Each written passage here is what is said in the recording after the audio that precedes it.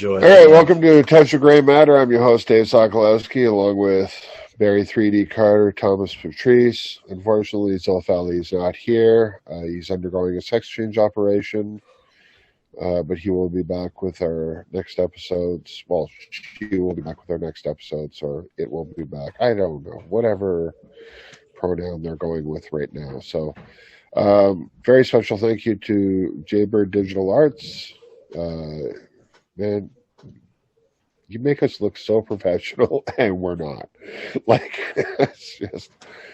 But yeah, no, this is going well.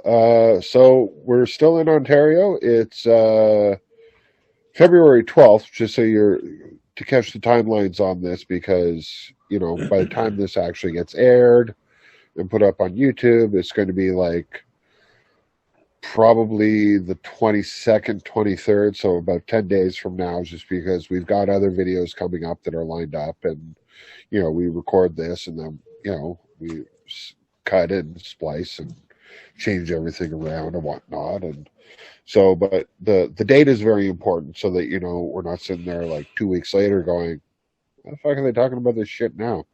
We're talking about it now because it's timely, but by the time you actually air it, you're going to be sitting there going, "Oh, fuck yeah, I forgot all about that."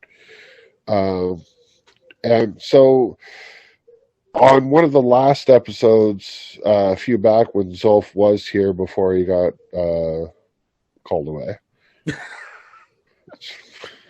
put it that way, I don't fucking know. We were talking about the Freedom Convoy that's in Ottawa. And apparently this has garnered international news. Thomas's best friend, Tucker Carlson, has chimed in on it on Fox News. Quiet, you'll get your turn. Other people have chimed in on it on CNN. We now have a blockade going on at the Ambassador Bridge in Windsor, which, our beloved Premier dipshit Doug Ford has decided to declare a state of emergency because that hasn't been fucking overused in the last 2 years. So they're dealing with all that. The Prime Minister of Canada, Justin Trudeau, the complete and total fucking doorknob that people have elected to lead this country into hell, has come out and bitched about the truckers that are still in Ottawa and are going to be there for 2 weeks to flatten the curve. He's promising new restrictions and everything else. The Ottawa Police has got an injunction for horns. No more horn blowing in the nation's capital, which is fucking fantastic, seeing as there's no World Cup going on, but that's going to be ruined as soon as Canada gets there. The Olympics are going on as well. Hopefully everybody's following them. We've got a bunch of medals, 1 gold, couple of silver, bunch of bronze. I think we've got 12, 13 now.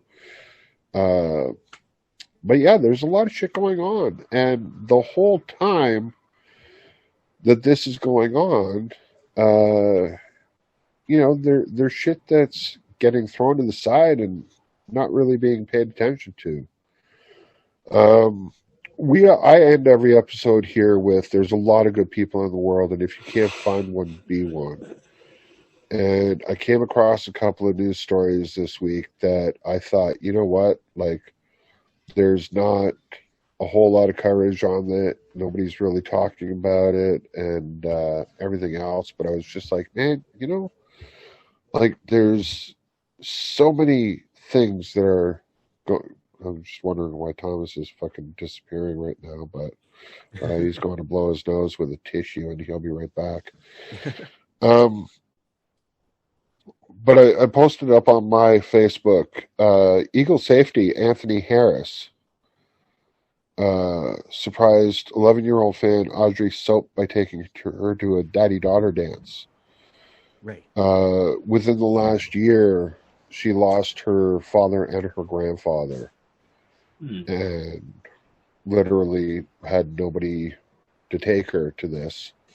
And her mother reached out and this guy stepped up, and he's a safety for the Philadelphia Eagles. He bought her dress. He sent her out to get her hair and makeup done. He took her to the dance. He had, there were pictures and everything else taken. And he just showed her a great fucking time and then dropped her off and walked away and went, "Thank you. Hope you had fun. Bye." But that was it. Like, there was no like taking selfies going, "This is what I'm doing. Look at me," and everything else and whatnot.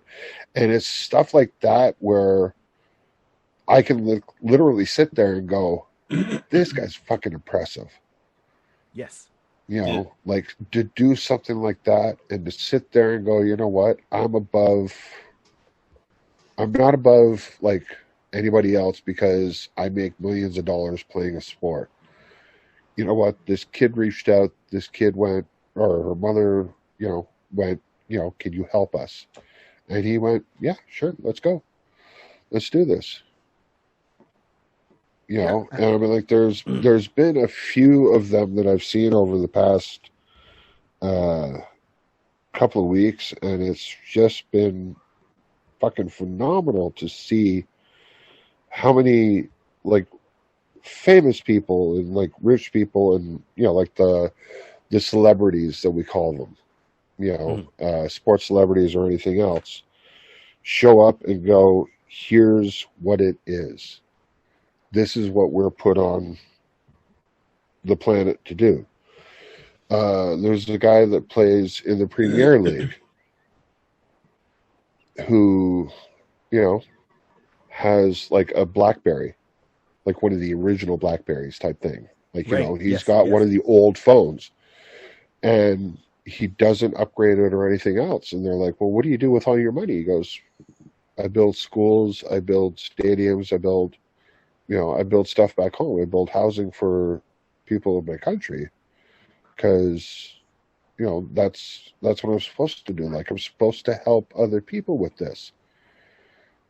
He's got enough. He can go out and buy like, 27 Ferraris and, like have the latest Apple products and everything else. But he's somebody who's taken his money and went, "No, no, no. I have to, I have to give back." Right. And for me, that's always been kind of like, like, I've always, like, tried to help whenever I can with everything. And, as a lot of people know, as Masons, that's, part of the faith, hope, and charity. Yeah. Right. So this is what we do. Or for all the geeks out there, this is the way. Yeah. So, but I mean, like, have you guys, like, what was the one story that you heard where like a celebrity or a sports figure kind of turned around and went, "You know what? Fuck everything else. This is what I want to do." Right. I'll point a light out to, rapper, singer Akon. So Akon at the time came across, he got into the music industry, obviously. He did songs solo. He did songs with Eminem. He did songs with other people. And they still play up to now. You hear him on Spotify and all that. And he made his money. And at one point, he had a change of perspective. Because, when he was in there, he was getting the money, obviously. You get the advantage. So, of course, he had the nice cars, the house, the jewelry, and so forth. But at one point, he just turned and said, "No, I'm going to step away." And he stepped away from the music scene. And he would still go and do, like, he had an independent label. And then he was doing his own, so not really the big label stuff, but he was still putting out music. He would still do a lot of the concerts, but 90s concert or old school, whatever. So he was doing that. But he decided to turn back and go back into Africa and said, "I'm going to take all this money and I'm going to start taking my own money and investing it to build up towns." And he started building up a full town from scratch and used the bulk of his money. He got endorsements. He used his name to parlay to get those deals to help that. So he built hospitals, schools, clean water, proper housing for the kids, education, and for families in this area. And when all this other stuff was going on with celebrities, not once did he turn around, as you put it, and it was a self-serving interest of trying to extend his 15 minutes of fame, where he's running around going, "Hey, this is what I'm doing, selfie, your TikTok videos." No, he was very quiet about it. And it's only when people found out what he was really doing that he started kind of showing up more on the news. And because at one point you can only keep it hidden for so long, right? And it wasn't he was trying to hide it; he just didn't want to take away the attention by, well, Akon's doing this, and he's doing it for whatever. Okay, he's going to go on tour. It wasn't. Is he any relation to ASAP? No. Okay, just asking. There's no dollar sign in his name. So, and that impressed me that he hit that level at one point, had a change of perspective, went back and said, "I'm going to build up this village," and that's all his focus has been on. And it might not seem much to us here in North America who take all these things for granted, right? He's gone back there and he's built that up, and his whole thing is to build a full out city with its own functioning airport, hospitals, and that is his goal. And he's not doing it to be, as I said, extend his 15 minutes of fame. He's not doing it to, oh, well, I have an album coming out, so I'm going to look like I'm doing some goodwill. So people are going to think, if I did something bad in the past, it's going to offset with the goodwill I'm doing now, right? It was not self-serving in that sense. The only self-serving thing out of it is probably his own personal gratification for helping out. And that's what he's been doing for the past couple of years, because everyone's like, well, where's Akon been? And there's things that come out, but that really impressed me that he hit that level of success, turned around, and then did a 90, and he took all that money and said, fine, here it is. And yeah, did he still dress nice now? But he got rid of all the big jewelry. He didn't need, the 6-7 chains and rings for each finger and multiple cars that he had and all the houses all over the place. He takes care of his family. He does what he does. And then the bulk of that money is going there. So that really impressed me, that it had no self-serving purpose, because since he's been doing that, he hasn't really been dropping a big studio album. Right now, he's still going to do music because to him, that's his career. That's his job. But he didn't try to use one to elevate the other. And that impressed me a lot, to say, hey, there's faith in humanity, and I know stories like this, on a side note, will definitely strike more of a chord with you, Dave, because that's really your core thing. I know a lot of people watch these videos and might say, oh, well, Dave says he doesn't care. Well, Dave cares more than you think for the right cause. He's not going to care about, what celebrities doing who and what stupidness is going on. But I know you go and you really participate and you organize and help organize drives for the homeless, for clothes, for food, and all that. And you give, you would give the shirt off your back. Now, if someone's coming up being stupid, well, that's a different story. But if you're coming up with a hard situation, you do have that big heart, and these things definitely stick with you. So I know people might not see that, and well, they don't take the chance to learn, then too bad on them. And this is what I really like about you, man, and our friendship. But yeah, that's what sticks to me. And we need more than that in the news to further it. You don't have to rely on the organizations like United Way, for example, or anyone that's fundraising. They're there and they're great, but then it just shows you certain individuals can do certain things. And give me one more second here, Thomas. Another person that stuck out was Shaquille O'Neal, for example. I know I get along with it. Shaquille O'Neal. Yeah, he's done what he's done. He's multitask his portfolio, so to speak. And he told a story where, every basketball player puts out shoes. And he had a shoe line that came out, right? And he came out and he was on court at one of his games.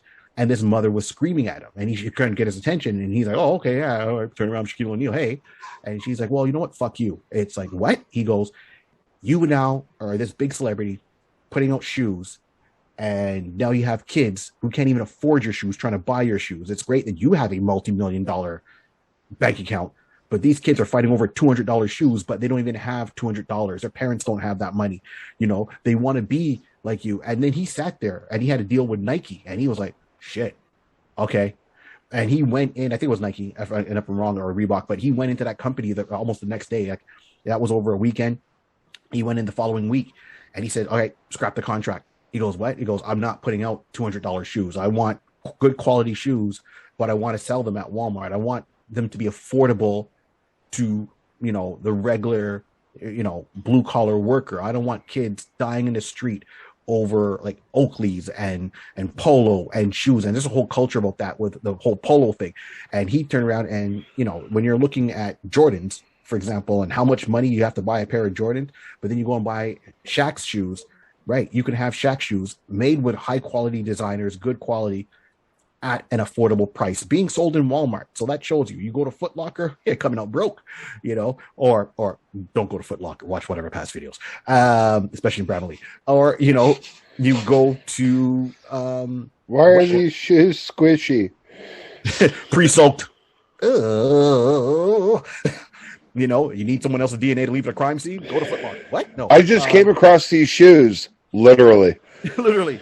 So that there is a celebrity that makes sense to me, because a lot of celebrities, that's real wrong, do these things, and I have no problem with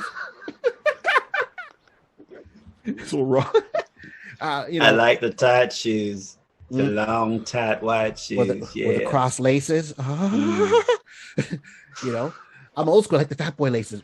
Look at the tongue on that shoe. Sorry, okay. Sorry, right, sorry. but you know, I have no problem making a clothing line. If I was a certain level of status and had that behind me, sure, I would love to have a clothing line with my name on it, right? But I wouldn't want it to be an exclusive $300 shirt, because I remember me now, prior to that kind of big success happening, I couldn't, or would not even justify, I wouldn't justify my head buying a $300 shirt. I got to eat. I got bills to pay. So I wouldn't do a $300 shirt. I would want to do a $30 shirt, a $20 shirt, right? Where that way it makes it more affordable for people to wear. So that's, you know, that one woman making that comment to Shaquille and him listening, and he quotes that, he listened and he made the change. You know, does he promote it? Sure. But when the rest of the guys in the NBA are like, hey, man, I got a shoe that's selling for $150. Shaq, my shoes sell at Walmart for $20 to $40. But let me tell you something. No one is dying over my shoes. My shoes are selling probably just as much as yours. That's okay. You know, I don't need to make $200 and then make my profit off a $200 shoe. I'll make my profit off of $20 shoes, because more people buy the $20 shoes than the $200 shoe. And guess what? I'm Shaquille O'Neal. I've got a mansion and multiple cars. I'm good for life. Let me try to make it easier for those I want to support. So that's a couple of my stories there. My name is Elmer J. Fudd, millionaire. I own a mansion on a yacht. Yeah, there, Nigel. Yeah. What does Nigel Stockwell own? Nigel Stockwell doesn't own stuff. He invents stuff, then owns it. No. Basically, the guy that surprised me, but you could tell from his character that he would do something like this, is, God rest his soul, Paul Walker. During the hurricane season and tsunami season in both Haiti and Chile, like in between films, he's doing this charity drive, because he was big on racing and stuff like that. But he stopped a charity drive at home where he was and said, hey, you know what? I kind of want to do something for the people in Haiti. I want to take food. I want to take water. I want to see if I can take people down there who can actually help rebuild after this.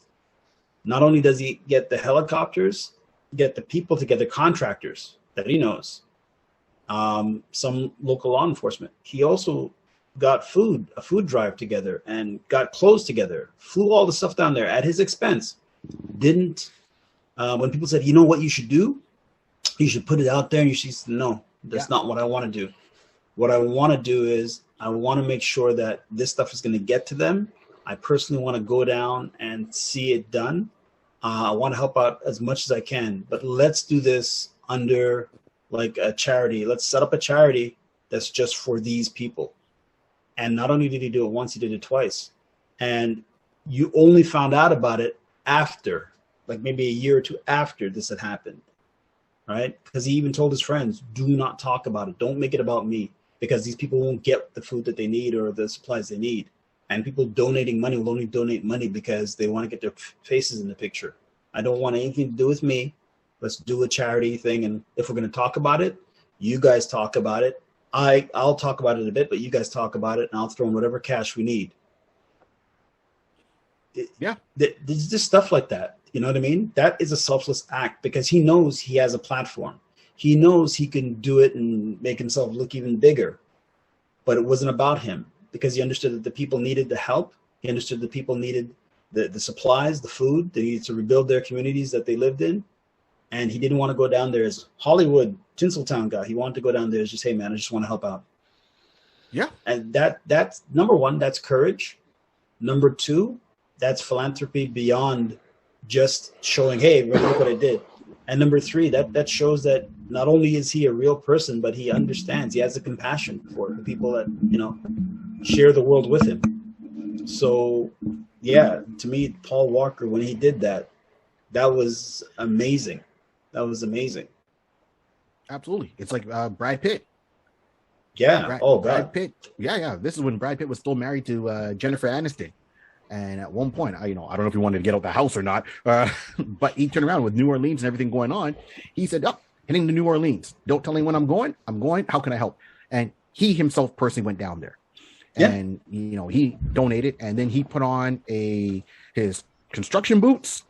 He put on a construction belt, got his hammer, nails, and he went down there and he started building homes for the people that lost their homes and reconstructing homes for those that, right there, morning to night. It wasn't like he was there for an hour. He was there for weeks.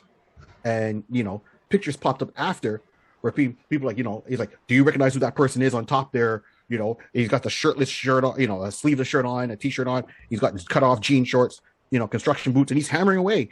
And it came out after, and it wasn't Brad Pitt that released it. It was other people saying it's Brad Pitt. The actor Brad Pitt's been down here for the past week or so, building homes from like when the crew gets out there from morning all day long to night. Brad Pitt, and I'm like, well, look at that, But I mean, that was close to the end where him and his marriage with Jennifer was coming, just about to fall apart because even Jennifer's like, well, yeah, Brad's down there. I didn't want to go. It's like, all right, then, see ya. No, but it's just the moment that they take to give back, right? And it doesn't take much. It doesn't take much. Oh, you don't need money. It was just literally he himself got on a plane and said, all right, let's go. What do you guys need? Yeah, I'm a carpenter. I got skills. Don't worry about it.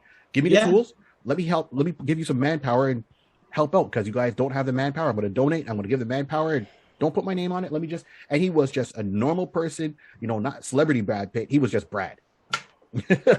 He was and that's the big thing. I mean, like there's tons of charities and organizations right now that will be more than willing to accept the help. Any food banks in Canada, any of the shelters or the soup kitchens or anything like that, especially right now, like any of the homeless places and whatnot that you know about, they're looking for warm weather stuff or like cold weather stuff, like the warm jackets and the hats and the scarves and whatnot. Doesn't have to be brand new, doesn't have to be expensive, just has to be like in good condition and whatnot. And like last week or a couple of weeks ago, we took like 40 jackets that were donated to us and whatnot to a shelter, and the look in their eyes when they were like, "Oh, so what's in the bags?" And I tell them, and they're like, "Oh my God, thank you. That's going to be, that is so needed," and everything else. And it's not even one of those things where you do it to make yourself feel better. It's just you do it because, like we're all on the same planet. We're all in this shit together. Like, we're in the same storm together. Some people are floating. Some people are like comfortable in a yacht, and some people are like paddling for their lives and whatnot. And the fact that, people are in a position to help, or people are, willing to donate and whatnot. It's the way we close off the show is there are a lot of good people out there, and there still are, and there are people that are doing what they can and going above and beyond their own means to help the less fortunate among us. I mean, like, nobody's getting off this thing alive. We all know that. So, like, there's really no need to be a dick about everything. So, and I mean, like, I know everybody who was watching this, I'm sure they've turned it off by now because they're like, well, that's fucking boring. Nobody's laughing. Nobody's making fun of anybody. Then fuck this. We're not paying attention to this shit. Fine. You know what? You don't have to. That's the best part about it. Okay? No, Everybody's got choices to make. I just want to chime in. Go ahead. No, I just want to chime in. Somebody asked me, what's it like to do comedy? And why do you like it? It's great to go all over. It's great to like meet new people, stuff like. But the thing that I love most about comedy is seeing somebody smile and laugh. It's just that feeling I'm helping somebody laugh. It's the same thing when you do charity. It's seeing, like you said, Dave, like you said, Barry, it's seeing the look in somebody's eyes when they don't expect you to just come out and say, you know what, hey, I've got no use for this jacket or these pants or these shoes, whatever. And you give to them. And to see them say, well, like they're thinking, well, what do you want? No. For me, it's the gut feeling I get by just doing that. Right. I know it sounds so corny and cliche, but it is one of the most rewarding feelings I have ever gotten. Right? Yeah. When you help somebody, you don't have to. No, and it doesn't have to be a big grand gesture. It could be something very small to big. Simple, man. As Dave put it, we're on this planet together. Let's just make it more bearable. Let's just share it. Open your door.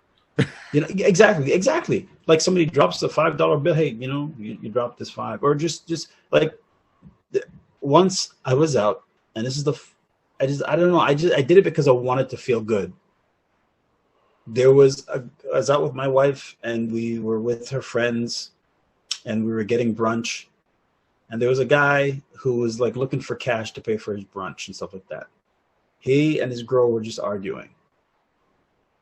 And not that I wanted to be the big man, and I didn't want to do that. I just said, hey, you know what? I got to pay for my meal with my wife. And I said, yeah, there are a couple there with us. They got here late. Could you just... And I went over to the guy after, and I said, hey, man, what's up? Literally, I whispered in his ear. I said, just make like you know me, all right? He looked at me and I said, everything's done. It's paid. I put it on our tab. Don't worry about it, man. Have a good Sunday. The guy looked at me and goes, good looking out, man. Thanks. I said, don't worry about it, man. Because to me, you know what? It wasn't about, like I said, being a big man, it just made me feel good to make somebody else feel good. Yeah. You know what I mean? It's one of the best feelings in the world. Absolutely. Or literally, I bought a kid ice cream. I was getting my kids ice cream. Ice cream truck came around. Kid came up and looking. I said, "Hey, man, don't worry about it. Just bring your sister." I didn't know these kids. We went over to like visit friends, and the kids were up there. And don't worry about it. And it's not the fact that you're doing something, and you want the recognition for it. For me, it's that feeling in my gut just makes me feel good, like. You go home that day, think, you know what? You feel good about yourself. It's karma, right? You put it out there, you get it back. That's all it is. And as I said, I get into comedy because I said I want to see people smile. I want to take them away and help them escape from the day. But at the same time, I have fun performing. It's so much fun. Yeah, exactly. So I give back that way. I will turn around and do anything for a charity to if I can promote a charity, be a part of a charity, help fundraise for a charity. Absolutely, I feel no way about that. But yeah, and learn from examples. And I know for sure that we get to a certain level. Yeah, I'm I can do this like full time and my family's taken care of. I will give back as much as I can give back, and help out as much as I can, and not being for a photo op. That's strictly it. I don't. Photos are taken, great, but it's not gonna be a self-serving photo op like, oh, well, he's doing this because he's got this coming up or this tour or this show or whatever. No, it's just gonna do it and say, thanks, no problem. I go to bed, and when my time is done on this planet, well, hey, I've left it hopefully in a little bit better place, no matter how small it is, to someone. Because one person can definitely make a difference. But people say, one can't make a difference. One person can make a difference. That's the honest truth. So, yeah, and I'm glad to see some stars are still kind of. I also want to throw in. It's like the times I let Dave slap the shit out of me. Well, he did that. He did that for the betterment of everyone else, right? You know what I'm saying? Sometimes Dave just needs to let loose. He just needs. You know what I'm saying? Yeah, because of course I wish he would stop smacking me in the back of the head while I'm driving. Yeah, But that's besides the point. Well, then stop falling asleep, damn it. You know, because Dave's that kind of lovable kind of guy. Wake up, fucker. Don't put no, guys. No, Dave's not like that. Dave's cool. Dave's cool. But yeah. Yeah, Dave would never do that. Big ass freaking hand mark on the back of my head. Who hit me? Why? What year is this? Annie M, is that you? Woo! I am not total. All right, so for Barry 3D Carter, Thomas Patrice, as always, I'm your host, Dave Sokolowski. Remember, like we said, there are a lot of good people out in this world, and if you can't find one, be one, and do what you can to help everybody out. There are tons of charities, there's tons of food banks. Everybody needs a little bit of help every once in a while, so do what you can. Thank you for watching. Bye.